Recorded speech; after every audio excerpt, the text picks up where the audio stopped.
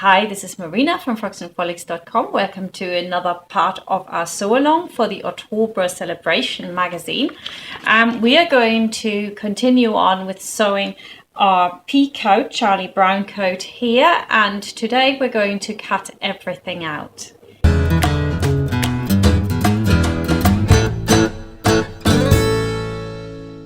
So I'm hoping you enjoy this. I've just come back from Joann's, which is my local shop with some fabrics that I want to use, and I think they're actually quite nice. I want to go through the shopping list that is on your Ottobre pattern that I took to the shop with me. So what you need to do is look on the materials here, and that will tell you exactly how much you need of everything. So I'm just going to talk you through what's on here and what's right in front of me here, what I actually bought. So let's begin with that. Now, what you can do to find out how much fabric you need is have a look up here, see what size you do. So if you want to do 146 like me, that means I need 150 centimeters of that fabric. That would be 1.5 meters. And I took 2 yards just to be on the safe side. So that is for my outer fabric, which you see here. And I chose a really nice felted wool, which will be very warm. It'll be really nice. It also attract all the fluff, but I think you wear it outside. So if you just get over it with a lint catcher, I think it'll be fine and look really gorgeous. Now, as a lining, they suggest a satin, which I never really like very much. I bought myself a fairly smooth cotton. It has got a brush on it, but it's still very smooth because I don't want any of the clothes underneath it to stick too much. So you're looking for a fairly smooth fabric, but you can use a nice cotton for that. And I thought this would go really nicely for the inside. Then it goes on to explain what kind of fusibles you need. And they suggest fusible non-woven interfacing. Hang on, that is a very light one, and I've got that here.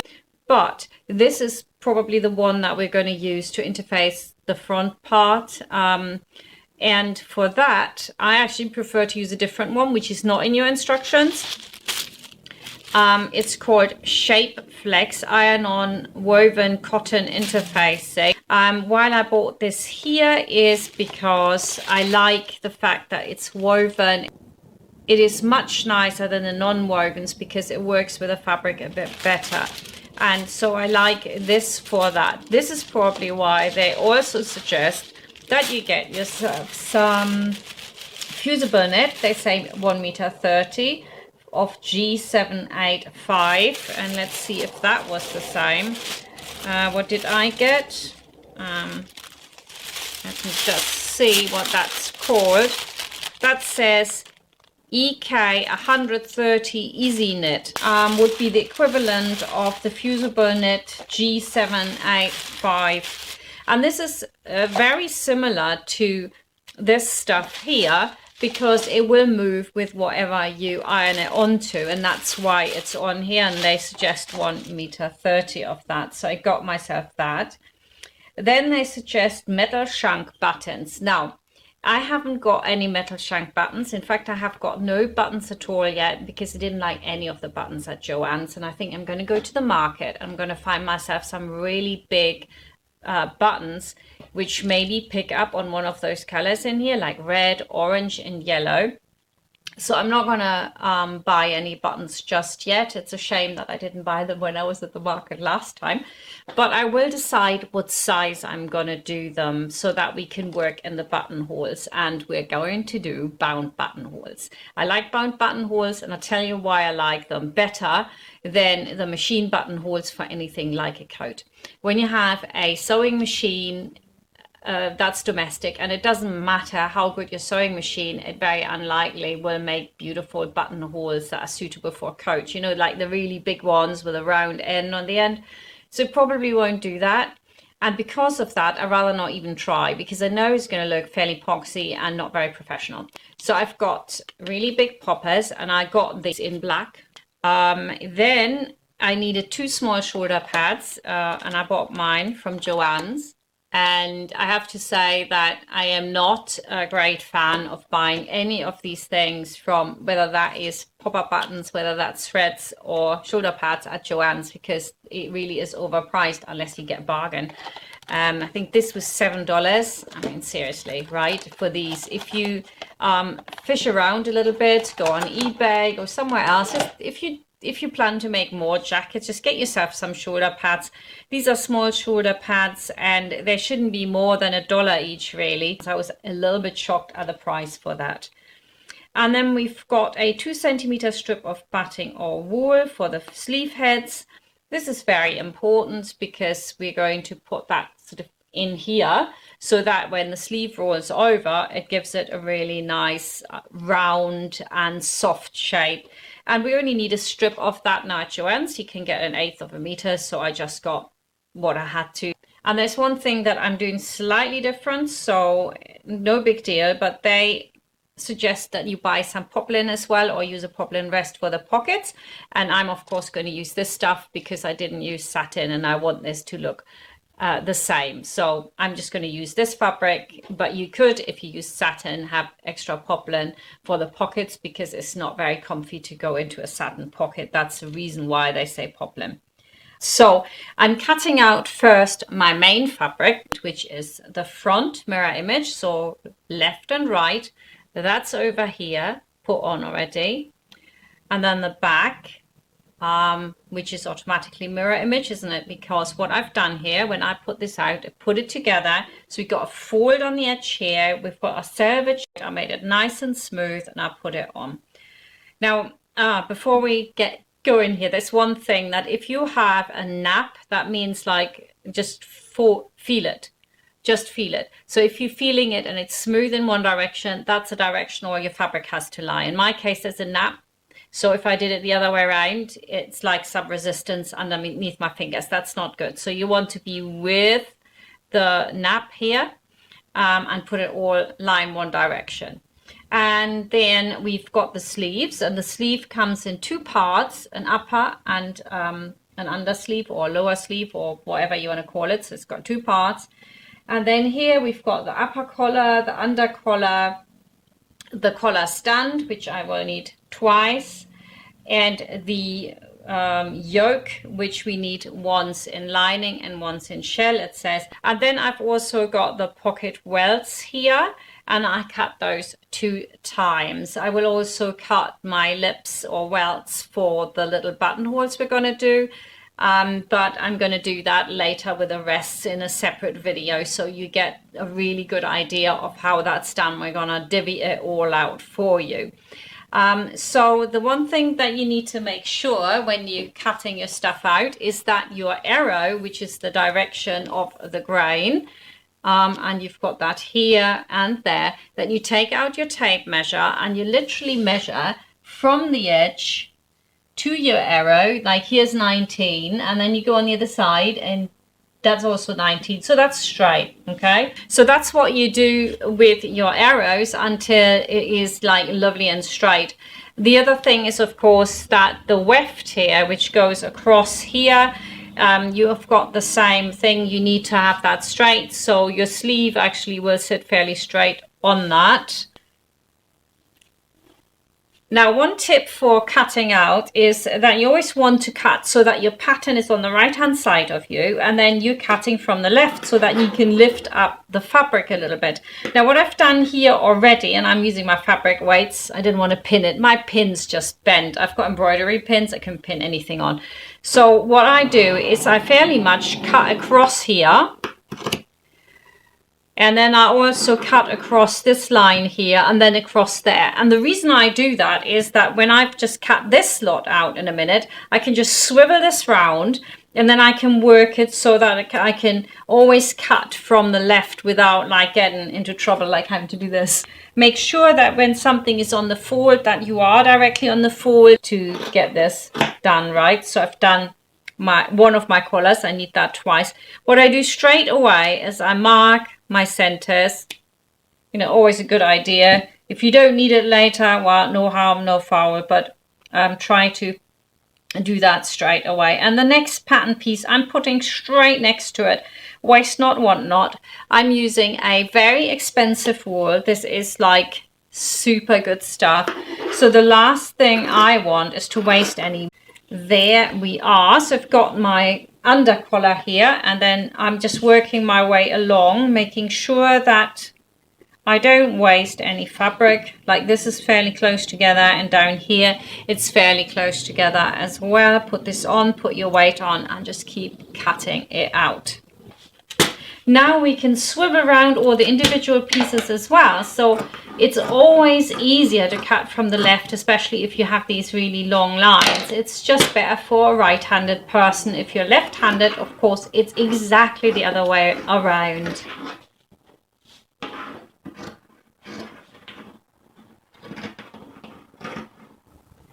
And now we're ready with all of this. Make sure that everywhere that you needed a mark, you've also put a mark on.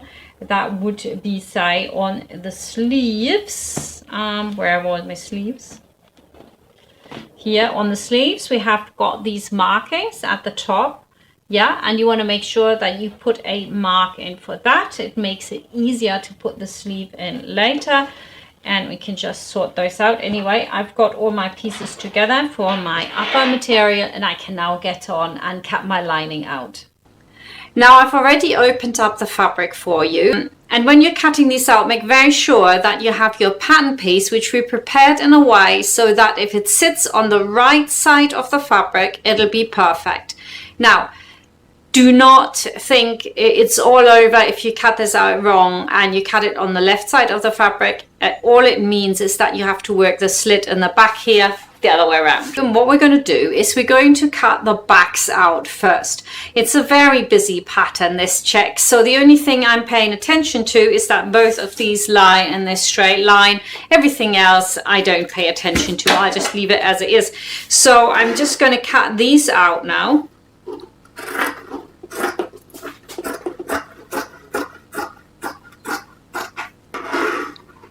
And again, it's easier if you cut it from the left if you can. If you can't, it doesn't really matter too much, but it is just easier.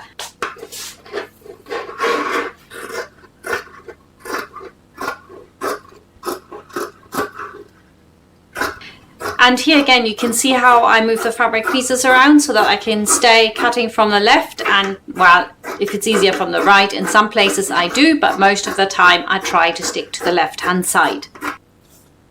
Now I've cut out the backs, we can cut the next bit and see what I can get out of this one. I'm gonna cut my sleeve from that. The sleeve now does not have to be in line with that line here that we will have on the lower edge, and I want this all to line up.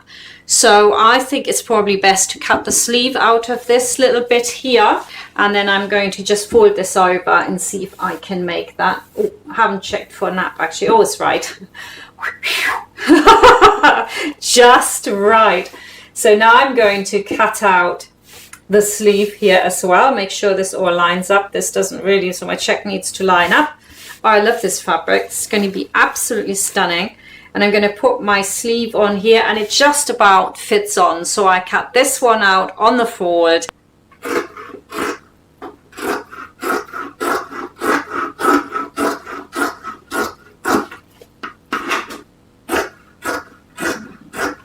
And here as well, what I'm doing is cutting from the left, and then you can kind of swivel your fabric round to cut more.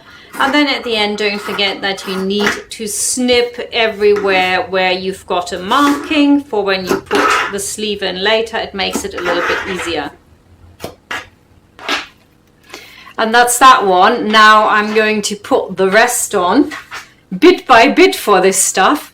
So now I folded this over, so get the fold again. The important thing is that I put, let me just demonstrate that here, that I put the end of my front piece, just taking out one of the back pieces here, it doesn't matter which one you do. So if you have a look here, that needs to be on the same line, and you can see here that's what I'm doing, so that these lines will line up when I put the side seams together. That's all. There's nothing to it. It's not difficult. That's all I have to watch out for. The sleeve, again, I look for nothing because nobody sees it. We'll get in however we can get it in. And then we've got an outer and an inner pocket, and we've got this little bit here for the shoulder. That yoke piece needs to be on the fold. So we've got the inner pocket we need twice. We've got the, so I've got that one twice. Outer pocket twice. There we go. I just put that one straight. And again, for pockets like this, it doesn't matter where you put them, as long as you put them on straight. And again, if there's a nap, watch out for that. And that's it really. Is there anything else oh yes, we want a strip, don't we? 3 centimeters wide, 12 centimeters long, so that we can do that little loop. And I just want to show you this quick. I've just realized that I didn't cut the lining shorter, so I've just done it here. So make sure that you cut the lining that little bit shorter that you marked on your pattern, and then that when you put on your sleeve here, that you do the same, that you mark this up so that it is a little bit shorter so it doesn't hang out afterwards. And again, it doesn't matter really. If you cut from the right because it's just more convenient, okay, but then I go back to cutting from the left as a priority. And once you've cut out the yoke, the shoulder part, I think they call it shoulder and Ottobre, what you want to do is mark the center back.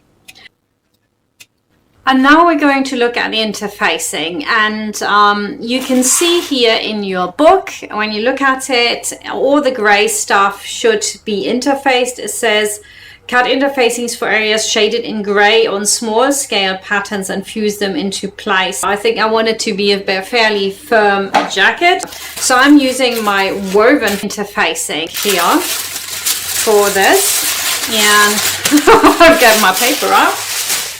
So we're going to interface the entire front and it, oh no, we can't get it out.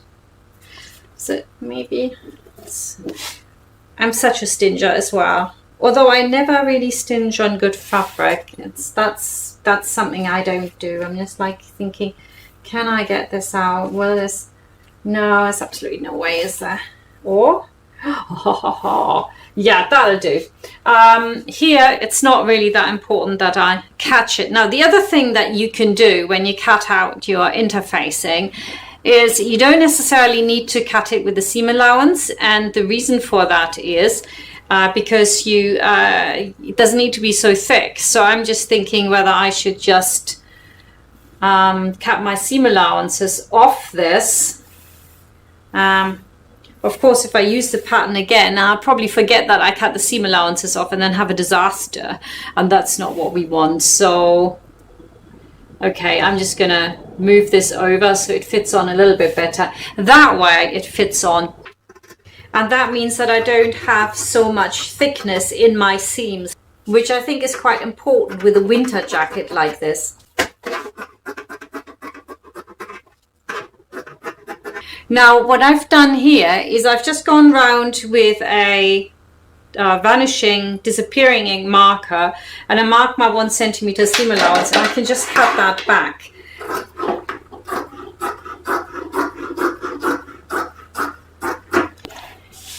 Now then, in this area here, if you're using the violin like cut back, then you can do this also really neatly. Cut yourself a really neat curve, because you can use this then as basically like a template, and you just stitch right around this edge of that. It makes that a little bit easier, but of course not if it's jackety boo. We don't want that, so it's got to be like really nice and neat in this area.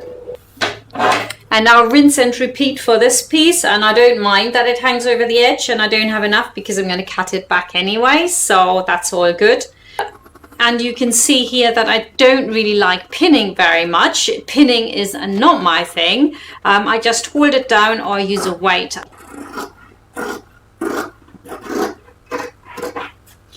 The next thing now is to do the collar, and for this coat they suggest that we are going to put the upper collar with interfacing. They gave you the interfacing that's perfect for that, which is the one that kind of moves. So I need this collar once on the fold, so put that on there. And there we've got the collar stand. I need that as well.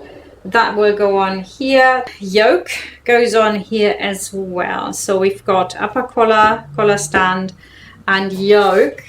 And then half of this should be stabilized as well. So I'm just going to fold it in half. So I cut 2 of these, maybe along there. So now I'm going to cut this out. I've cut my shoulder out, and because this stuff is really light, you don't need to cut away the seam allowances and stuff. I think that's why it's also a good thing to use this. I don't want to get confused now about which collar is which collar, under or upper. So I make very sure that up to this stage, until I have it ironed on, I keep my collars together like that. Okay, so keep this as one piece, keep this as a separate piece so that you don't get confused. And now I also want to prepare the interfacing for my back piece here. You can see that very nicely here along there. There you go. And what I don't want to do though is I don't want to do it like they do it in here. It's a very homemade way of doing it. Industrial way is not like that. So what you want to do really is cut yourself 2 6cm, what is that in inches? Not quite 2.5 inches. You can do 2.5 inches, let's face it. Oh man, inches drive me crazy. Anyway, what we do is we're just going to put it over the fold line so that when this folds, you get this really beautiful edge. This makes it brilliant. That's what you want. So we're just cutting 2 strips on that length, and I made them 6 centimeters wide. And then we're also going to do this on the sleeve. But you're not going to do it if individually here like they suggest. What we're going to do is we're going to join the upper and the under sleeve first, and then we're going to put the strip on so that you don't end up with more than one piece. And I'm just going to very quickly see what width we need for that and let you know. So 11 inches long, which is 28 centimeters.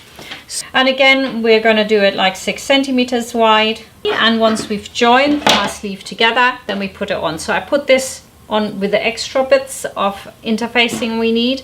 And I think we have actually cut everything out. Yes, we've done it all. Oh, that's fantastic. Now we're ready to start ironing all the pieces on. I'm going to do my collar first. Just make very sure that it goes on the underside of the collar, not the upper side, obviously. And then afterwards we can trim off what stands over.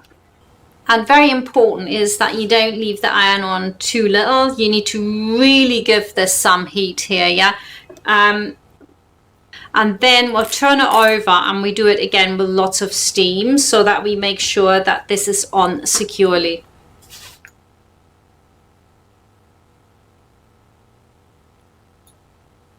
Just trim along where your interfacing is still sticking out.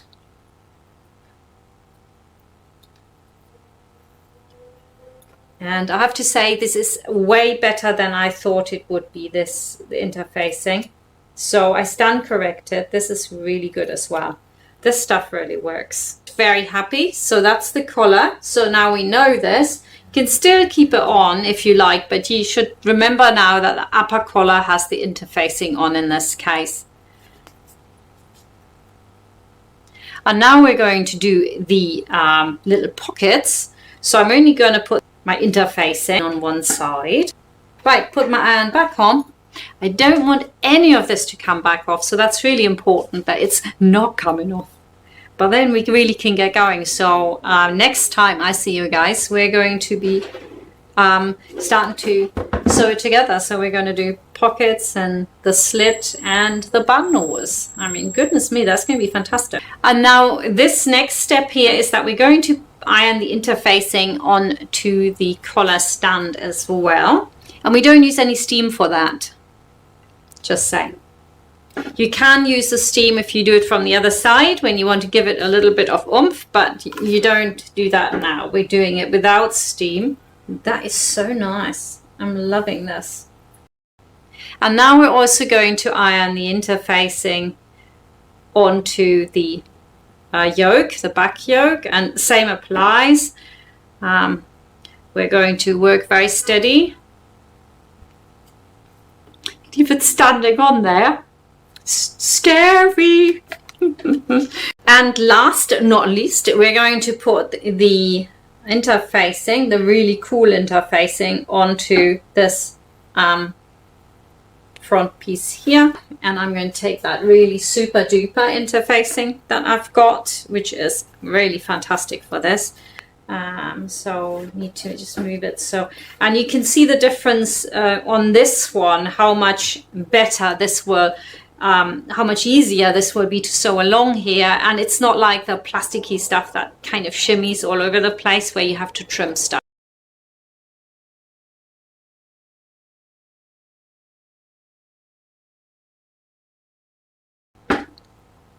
So. And that's it, we're fully prepared. So next time we can get right into it and start sewing. We're going to first prep up the front piece with the buttonholes and the pockets, and then the back as well, of course, where we have the slit. Now, if you have never seen one of my videos before, I have a sewing academy under frocksandfrolics.com where you can find all my patterns and loads of sewing courses. And the good news is most of it is free. So you can learn how to put in zips. There are gazillions of methods, of course, for zips, and you can learn all of them in there, at least all the ones I know of. And there are courses which are also free for beginners where you learn all about hemming and seams and all the really basic stuff. There's a lot to look at, so pop on over frocksandfrolics.com. The Sewing Academy will really help you out if you get stuck with your methods, and I hope to see you there soon. And of course here on YouTube next time when we're going to do buttonholes, pockets and slits. See you there. Bye bye.